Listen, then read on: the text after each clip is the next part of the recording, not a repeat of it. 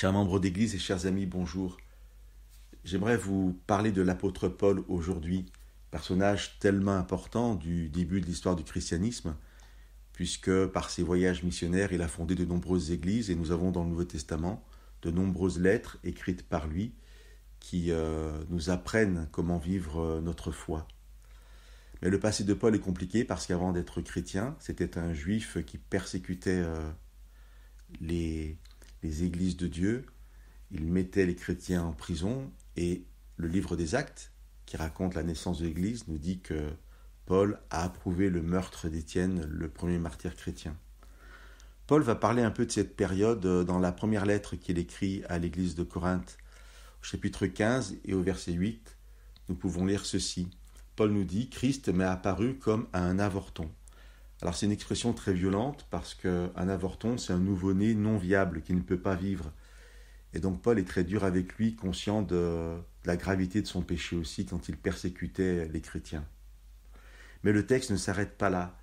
Et Paul dit, voilà, j'étais le moindre des apôtres, c'est même trop d'honneur pour moi d'être appelé apôtre puisque j'ai persécuté l'Église de Dieu, mais par la grâce de Dieu, je suis ce que je suis.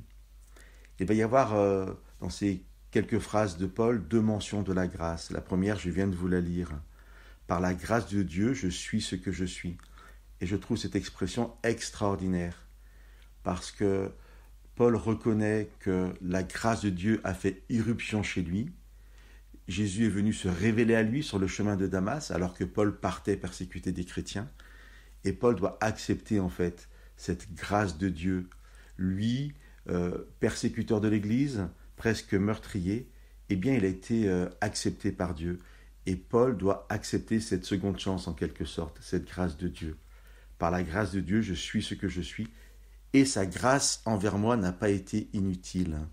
Alors non seulement c'est la grâce de Dieu qui permet à Paul de vivre une nouvelle vie, de se repentir de ses péchés, mais en plus la grâce de Dieu va travailler en Paul. C'est la grâce de Dieu qui va transformer la vie de Paul. Et je trouvais voilà, ce que Paul dit de lui très intéressant pour nous. Parce que qui que nous soyons, quel que soit notre passé, nous pouvons accepter cette grâce de Dieu et croire que cette grâce va travailler en nous pour nous transformer, que ça puisse être l'œuvre de Dieu dans chacune de nos vies. Que Dieu vous bénisse.